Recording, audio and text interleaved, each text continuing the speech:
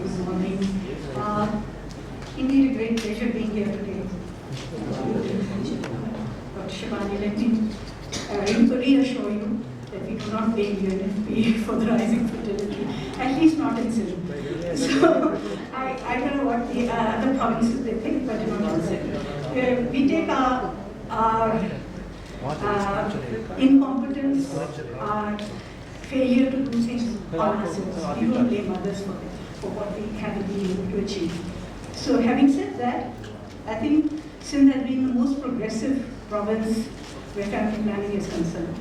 And we have launched our reproductive health rights bill, in which we have definitively said that a woman's decision is her own, whether she wants to have children or whether she does not want to have children. Apart from that, I think we have also talked about planned parenthood in that, and the decision of both couples to decide on what kind of family they are going to have. So really speaking, it's a very comprehensive bill. It also increases the responsibility of the government to ensure reproductive health and to have safe delivery systems within all our units, all our health facilities, as well as ensure the availability of all kinds of contraceptives, be it long-acting or short-acting, and to make it accessible to everyone free of cost. So really speaking, we have stocks for about 2 years now, and that is, we haven't had any stockouts. Yes, there have been some minor glitches in seeing that the stocks go right down to the user level, and where we have to ensure that availability is there for even the most remote areas and the most marginalized of our communities. So really speaking, that's what it is.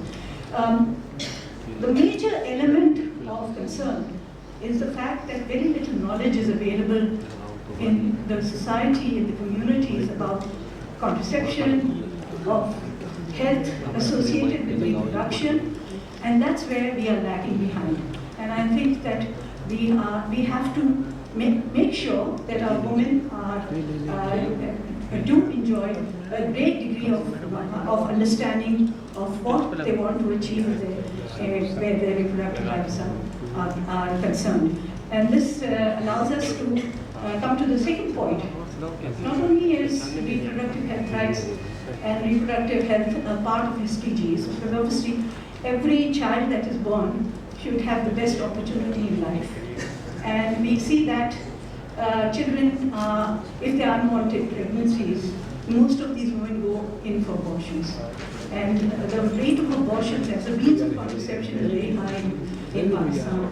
And that should be it shouldn't be the case. Because after all, every child has to be born if he is conceived. That is my take on it, that if you have been conceived, you have to be born.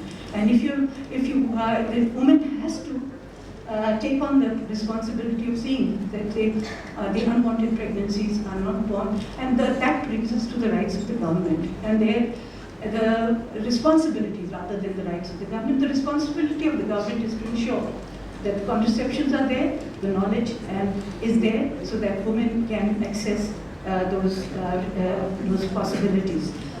We have done in Sindh what we are trying to do now is put in family planning or contraception use. I'd rather not use the word planning because it makes it very tedious that people are planning to do to have families. I'd rather say that they should contraceptive use has to come down to every facility, and for that we have decided that it should be a part of our preventive health care. And for preventive health care, we are looking at the most basic unit in health services that we have, which is the village dispensary, in which we have the government dispensaries, in which we are going to have maternal MNCH facilities. We're also going to have nutrition, immunization, breastfeeding, promotion of breastfeeding, and telehealth for health and hygiene and messaging. And also another thing is that we're putting in skill development for the women. So there are few things that we are making a holistic program of, and these are 393 facilities which we are going to upgrade, and we are starting this year with 60 of them. So slowly and gradually we'll be increasing these facilities to 393 with referral services for a comprehensive EMOC or comprehensive facilities where they can have C-sections with ambulance services available for them. So within a 50-kilometer radius, we are having these facilities. This universal health coverage is part of this package as well, and so that we ensure that every woman, every man, every child has access to whatever is required for his or her health. I have to say that our gender norms are very patriarchal, and our gender norms result in a lot of people thinking that men are the decision makers in our society, which they are. And we feel that decision making should not lie with just the male member of the family. It should be a conjoint decision making. It should take in all the social and economic conditions around that family, and they should be able to make a decision based on there should be an informed decision made by them. So really speaking, we as Sindh have tried to do our best in that respect. We have a country engagement group also, which is for the whole of Pakistan. All the provinces, they are part of that country engagement group. And that country engagement group meets every quarterly and brings up decisions on how and what is going to be their plan for that quarter. And then we have the task force, which is headed by the chief minister in the provinces and the prime minister at the country level. So really speaking, these task force have in Sindh, last task force hasn't occurred because this quarter we have been very much involved with our budget making. But every quarter in Sindh we have been having task force meetings with our chief minister, and that is, I think, commendable, because that has put in forefront the fact that family planning is part of that we have to take really great decisions on population welfare, and that is what we have to aim for. Unfortunately, our NFC award, the National Finance Award, is based on the numbers of people that are living in a province, and this affects us, and this sort of tilts towards the political will of not doing anything for seeing that their population numbers reduce. This causes the governments to think in terms of increasing population. So priority for population welfare department, finances for family planning is reduced because of that. And I think the first engagement that we should do is that we should be talking to governments regarding the NFC award not being linked or to be de-linked from population numbers.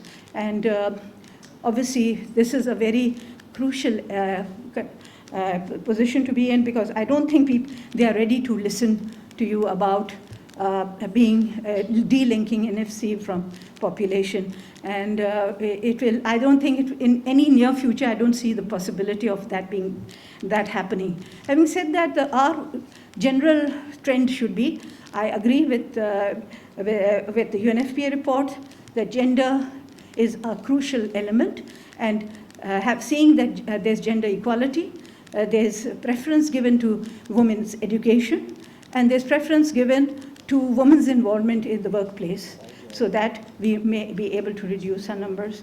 And that is how we should be tackling family planning. And I agree that vertical, horizontal engagements of all sectors is very, very crucial. The private sector is an element which is often ignored, because private sector does look at, obviously it looks at economics and it looks at the profitability, but we should be engaging the private sector, and we have done that. In we have facilities in the private sector where we give them free contraceptives, and the only thing we want them to do is share their reports with us.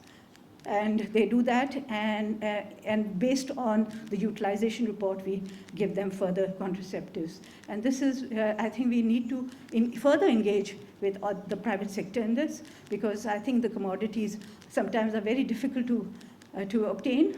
And some of the commodities, especially the long-acting ones, the implants and the IUCDs, the intrauterine contraceptive devices, are very difficult to obtain because of the fact that we have an embargo with India, and Brazil is too far away for our imports. So really speaking, we need to see that we are able to provide the contraceptives to the private sector as well, so that they can give it to their clients. The other possibility is that our youth have to be involved. Basically, this is what is happening here. I see a lot of students sitting here, and I think our youth in our universities, colleges, they're going to be future parents. They have to understand their responsibility towards population growth, the fact that the stresses on resources that increasing population puts, because we have to look at, because as you know, we are the most food insecure country in the world, one of the most food insecure countries in the world. We are also, Sindh is one of the provinces which has a lot of malnutrition. I'm not saying the rest of Pakistan doesn't. The whole of Pakistan has malnutrition. Sindh is one of them. And we need to see that food security is our priority in addressing the issue of malnutrition. So I think that is one of the reasons why, again, we should be looking at the population growth with a very critical eye and see how we are able to have a sustainable population. I'm not saying we should reduce our numbers to countries where, the growth is almost zero, and where the older population is increasing and the youth is finding it a burden because of the care that they have to give, and because they are the only economically viable or capable of taking care of the older population. So it becomes a burden on them as well. So really speaking, we should have sustainable growth of population, at the same time a balanced growth of population, where our older population doesn't increase to a number where our youth are unable to take care of it. So having said that, I'm very pleased to be here today, and I think Sindh has to put a lot of effort into furthering the cause of this population growth, and seeing that our population growth is balanced and sustainable, and the increasing numbers do not stress us out. Thank you very much for being here today.